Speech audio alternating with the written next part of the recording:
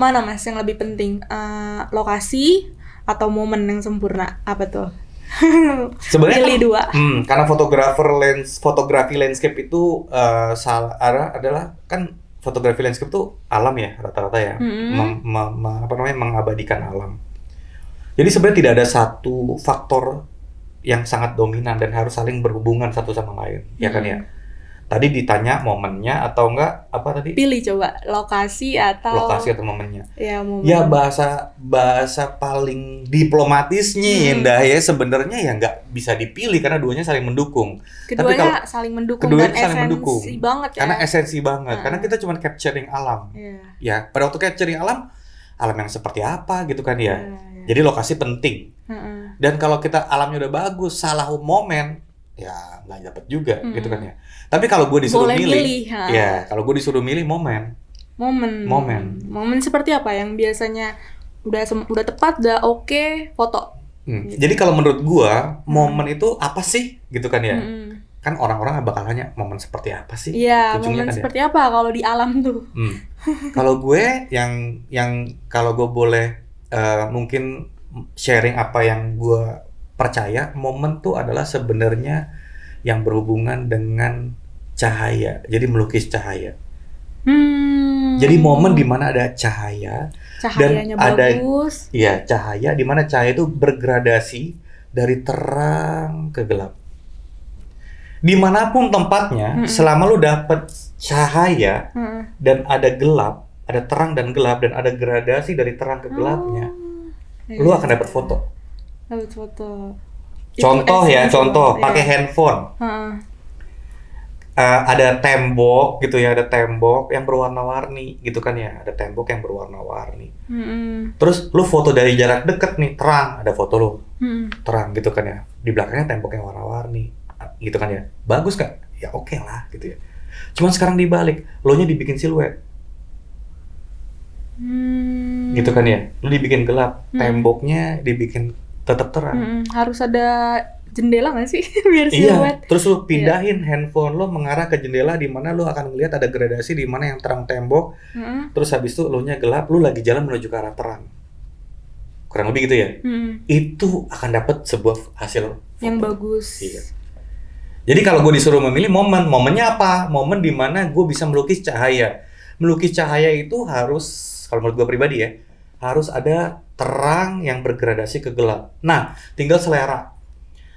Kalau gradasi terang dan gelapnya itu halus, ada orang yang seneng yang halus. Jadi terangnya itu dari 100% ke 90, ke 80, 70, 60, 50 gitu ya, sampai ke gelapnya 100%. Itu nggak apa-apa, itu berarti dia soft, orang yang soft, stylenya dia soft.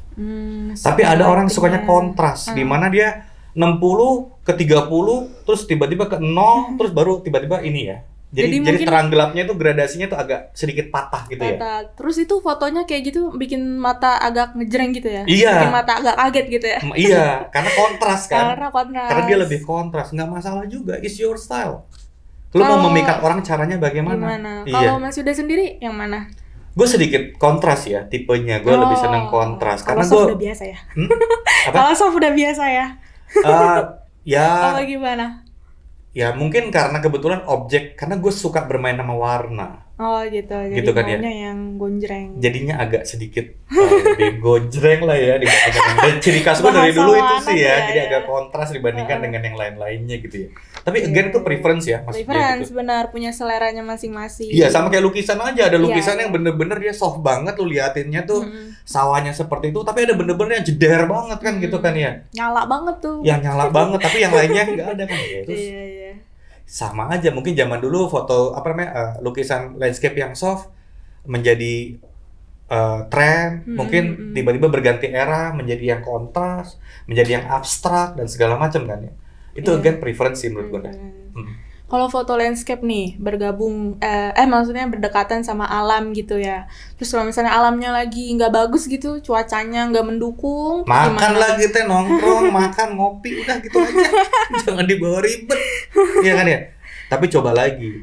Coba lagi berarti kesana lagi next time. Kesana lagi. Nah satu hal yang gue belajar dari dari alam gitu kan ya, dan juga dari kerjaan juga ya. Kalau dulu di kerjaan tuh kita kan biasa kita diminta atau mengatur ya apa yang mesti kita kerjakan dari pagi sampai sore gitu mah. Udah ada jadwalnya nih.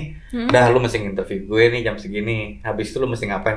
Masnya juga abis ini ada schedule kan ya? Iya. Itinerary-nya harus ngapain kan ya? Lu sama malam kagak bisa bikin itinerary. Iya benar. Iya kan ya? Paling willingness-nya buat kesana lagi. Iya. Jadi bener-bener. Tapi kan nggak iya. semua orang punya willingness. Males banget gue kesini lagi. Gitu. Jadi kalau gue pergi itu biasanya gue cuma punya panduan gue mau kemana aja. Tapi gue nggak punya itinerary yang pas. Misalnya hari ini kemana segala macam. Pernah dulu gue dulu bikin tuh saking gue sangat well plan gitu ya di kerjaan. Lalu habis itu gue mau kudu well plan juga di fotografi. Hasilnya kecewa. Ya kan ya. Jadi yang terjadi adalah ya udah kita benar-benar liburan enjoy. Tapi kalau liburan keluarga kan kita enjoy bersama keluarga. Tapi kalau kita moto ya udah kita enjoy bersama teman-teman atau enggak pas sendiri juga nggak apa-apa. Ya udah kita nikmatin gitu ya. Apa yang dikasih Tuhan hari ini itu yang kita kerjain. Itu kan ya. Apa yang besok dikasih Tuhan itu yang kita kerjain. Gitu loh. Iya, berarti Mas Yuda cukup simpel ya. Simpel aja. Gue pernah orangnya. kayak gue ke foto Gunung Merapi itu 6 kali sampai sekarang belum bagus-bagus amat. Itu satu. Amat dan belum puas dan masih Belum puas pengen dan gue kesana. harus balik lagi. Dan sekarang gue monitor langsung dari live CCTV-nya. Kalau perlu dia meledak gue kesono udah sekarang gitu kan ya. Tapi kalau misalnya ada tempat di mana yang nanti gue share yang salah satu yang terakhir yang benar-benar berkesan itu, gue baru sekali loh kesana loh. Tapi udah langsung dapat fotonya. Udah dapat gue. Lucky. Very Untung. lucky. Karena spot foto itu bener-bener dia si batunya itu karena sebenarnya gue aneh ya kalau orang kan moto model gitu ya pasti ada sesuatu yang bagus gitu ya ada yang kelihatan. Gue kok tertarik sama batu ya. Gue juga bingung dengan diri gue sendiri. Tapi itu gue gitu loh. Jadi batu yang batu keren tuh ya? wow gitu loh. Kayak luar biasa gitu. Dan itu sesuatu hal yang keanehan gue tapi ya gue enjoying sampai sekarang gitu ya. Dan itu batu dengan ada bolongannya gitu itu ada di bawah laut sebenarnya. Jadi lo kalau mau masuk ke spot itu si ketinggian dari laut itu adalah disebut sebagai tide, dia harus 0 atau nggak minus gitu kan ya. Baru lo bisa masuk ke situ. Ya paling berapa kali setahun lah ya gitu. Nggak setiap hari ada. Gitu. Jadi pada waktu dia air lautnya turun gitu ya. Baru tuh ada tuh spotnya baru ada. Pada waktu air biasa naik nih, apalagi bulan purnama nih naik udah nggak bisa ke situ tuh. Dan itu sesuatu yang benar-benar nggak nyangka juga ya. Dan itu menjadi ya Tuhan kasih gue bisa tuh dapat sekali doang. Gitu Very kan lucky. Ya. Very lucky walaupun gue turun ke bawahnya 60 derajat gitu kan ya. Terus gue mesti turun pakai tali segala macem tapi dapat lah. Kalau kayak gitu tuh, kayak tempat kayak gitu, ada kode etiknya nggak Mas? Atau ada, iya. Gitu. Karena gimana tuh? aduh, ini percaya nggak percaya kita nggak tahu ya. Apakah kita Penting bisa ngelihat hal-hal yang quote itu kita nggak tahu ya. Iya. Kalau Mas biasanya gimana kode etiknya? Yang jelas gini, belajar kode etik itu mulai dari beberapa hal. Yang pertama adalah satu, kalau lu di kota, ya lu kayak ke mall segala macam, lu berasa kayak lu yang punya mall gitu ya. Lu mau makan segala macam. Tapi kalau lu di sono, kita bingung ya minta izinnya sama siapa di alam ya. iya, bingung lu minta izin sama siapa. Apa warlocknya kah atau gimana? Iya. Ya, satu, ya kita harus sopan sama warga sekitar. Gitu kan ya. Lalu yang keduanya kita harus juga jaga lingkungan lah kurang lebih begitu ya. Dan sampai di sono yang gue berasa adalah kalau gue selama moto landscape ya, gue tuh kayak tiny banget di dunia mereka gitu loh. Kayak gue masuk ke dunia di mana gue nothing gitu loh. Itu lu baru ngerasain kalau udah nyampe ke lokasi itu. Begitu lo sampai lokasi, karena gue foto landscape yang slow shutter atau slow speed, gue harus mendekat, gue harus mencari air, gitu kan ya. Karena gue nggak bisa foto dari jauh gitu loh. Foto dari jauh pantai, cekrek gitu ya.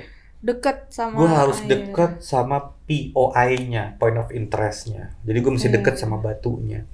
Dan pada waktu deket sama batunya itu bener-bener lu tuh bener-bener takutnya minta ampun awal-awalnya ya. Itu ombak laut bisa duar, gitu kan ya. Iya, paham.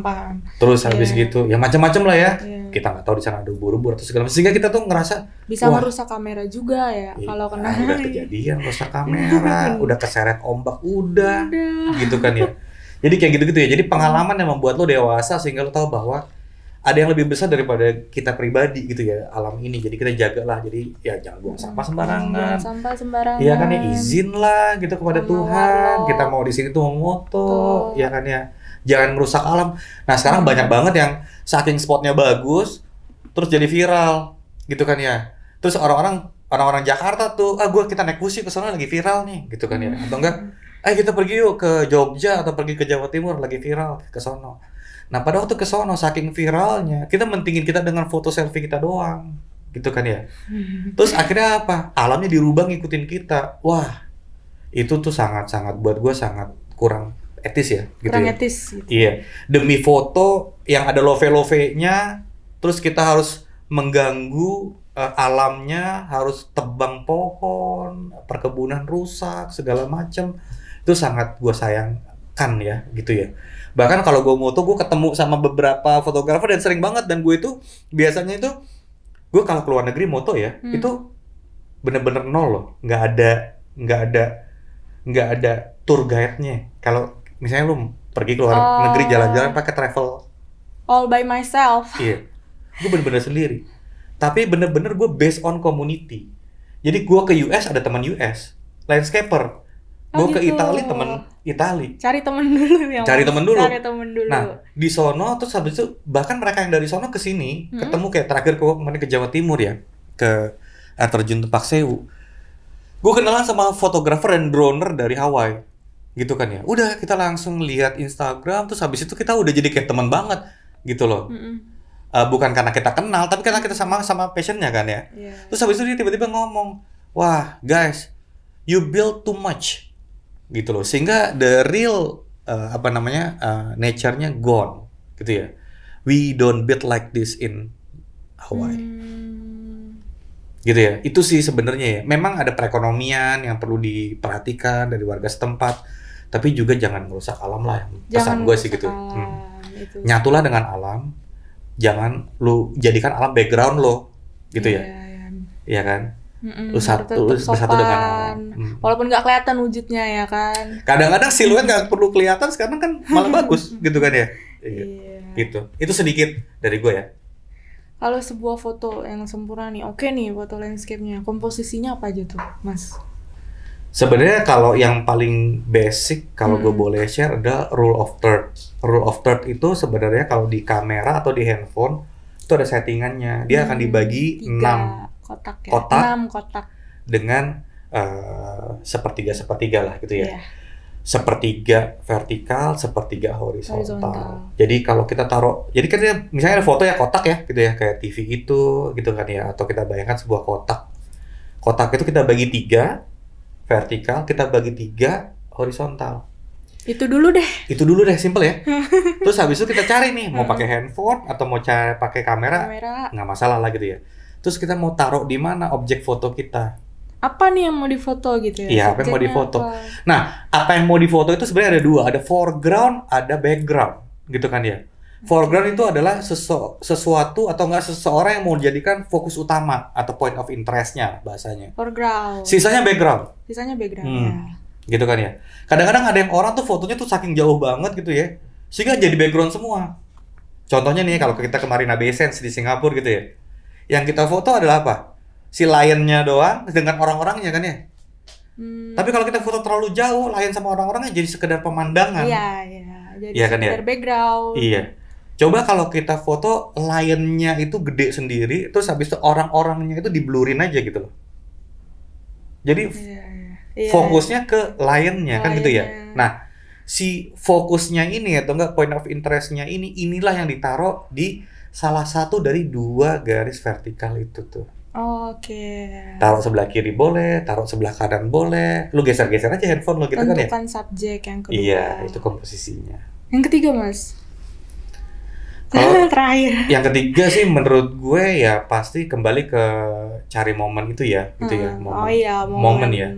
Karena kalau lu datang siang hari bolong, cahayanya flat. Karena kan matahari itu kan di atas ya. Iya. Pada waktu matahari jam 12 lu terang semua. Ya kalau lu terang semua berarti lu nggak bisa melukis cahaya. Kurang bisa lah gitu ya. Kecuali lu memang bener-bener landscape yang BW. black and Ya, white. black and white. Dimana lu tidak perlu melukis cahaya Karena black and ya, white. karena black and white. Iya. Tinggal editing gitu ya. Ya tinggal teknik sih sebenarnya, karena black and white sebenarnya tidak perlu banyak editing Editing ya. juga. Oh Yang iya. diperlukan cuma filter yang cocok dengan tempat yang cocok sama objek yang cocok. Gitu. Berarti tadi 3 tentuin foto yang sempurna itu ada rule of third, kedua tentuin subjek, ketiga lighting. Lightingnya. Kalau menurut gue itu sih ya. Coba Mas sebutin 3 gear esensial yang selalu dibawa nih kalau lagi hiking gitu, lagi traveling. Ya sebagai seorang landscape photographer, 3 gear yang paling relevan buat gue, nomor 1 udah pasti kamera. Kamera. Sebutin aja Mas, kamera brand apa. Iya. Kan pasti jadi tips juga buat sobat Iya. Halo Foto. Kamera gue sih so far gue suka beberapa brand kamera. Yang Sony yang gue pakai sekarang tuh bagus gitu kan ya. Yang kedua Canon juga oke. Atau enggak yang ketiga Nikon, atau yang keempat yang bagus juga ini Fuji. 4 ini nih. Tergantung selera ya. Tergantung mau apa selera. ya. Karena gue orang yang sedikit kontras, gue pakainya Sony. Sony apa tuh? Gue pakai Sony Alpha 7 lah gitu ya, kurang A7. lebih. Lalu A7R lah gitu ya. Nggak apa-apa. Harus disebutin brandnya, nggak Nggak usah apa-apa. kali ya gitu. Nggak apa-apa, buat rekomendasi aja. Iya, gue pakai A7R gitu kan ya. Belum keluaran yang terbaru kayak gitu ya, masih keluaran sebelum pandemi. Mudah-mudahan bisa dapat yang baru ya gitu kan ya. Iya, siapa tahu kan Iya. di-reach sama Karena gue Sony sedikit juga. kontras gitu ya. Gue suka tone-nya Sony gitu kan ya. Jadi selera ya. Selera. Kayak kita pakai baju sukanya hitam, kita senangnya kopi yang super black, pakai gula Iya, dikit iya. segala macam gitu ya. Kalau gue senangnya tone-nya sedikit kontras, makanya gue pakai tone-nya Sony, cocok betul sama gue. Tapi di waktu yang lain, kalau misalnya yang gue juga suka tone-nya si Canon atau enggak Nikon atau Fuji. Tergantung, Fuji itu lebih soft dan lebih natural. Fuji gitu kan paling ya. soft. Iya, tergantung lu mau pilih mana, lu lebih suka yang mana style lo gitu kan ya. Satu kamera. Kedua apa tuh? Yang kedua lensa. Lensa ya pasti menyesuaikan sama merek kameranya ya, gitu ya. Mostly ya. Kalau kamera Sony ya lensanya Sony. Kalau kamera Fuji ya lensanya Fuji gitu. Lensa apa Mas yang dipakai? Nomor 1 karena gue lensa fotografer, nomor 1 yang paling penting adalah gue mesti mengcapture alam kan. Alam itu harus bisa selebar mungkin, seluas mungkin. Jadi gue pakai lensa yang wide dan super wide. Lensa Gitu kan wide ya. dan super wide. Iya. Terus yang kedua lensa all around yang gue pakai adalah yang medium, biasa 2470 lah gitu ya. 2470 yang Iya. fleksibel kemana aja. Yang bisa dipakai kemana aja. Tuh ada Ketiga. cerita lucu tuh dulu tuh. Sedikit loncat dikit ya. Iya. Jadi waktu dulu itu ya namanya traveling itu kan kita nggak tahu ya, kita belajar dari nggak tahu jadi tahu, terus lama-lama yang nggak tahu lagi menjadi lebih tahu lagi gitu kan ya. Dan pada waktu salah tuh pakai lensa. Nanti gue ceritain. Jadi pada waktu gue salah pakai lensa tuh efeknya luar biasa bang. Gitu ya. Nanti gue ceritain terakhir. Ada di pertanyaan selanjutnya. Kedua lensa, ketiga apa nih? Ketiga pasti gue harus pakai tripod. Tripod apa tuh? Tripod yang paling kokoh. Iya, Nah, apa tuh? tripod banyak lah mereknya sekarang dan yang penting sebenarnya fungsinya gitu ya. Iya. Dan kalau gua rasa selama tripod lo kokoh dan tripod itu bisa lo andalkan, itu pengaman lo lah gitu ya. Mas pakai apa tripodnya? Gue lupa tripod gue pakai apa gitu kan. Apa ya? Nggak pernah rusak kali ya, nggak pernah ganti jadinya. Iya, jadi sampai udah dikletek lepas gitu ya, gitu Iya, ya. iya. Leo Photo, gue pakai Leo Photo. Leo foto. Oke.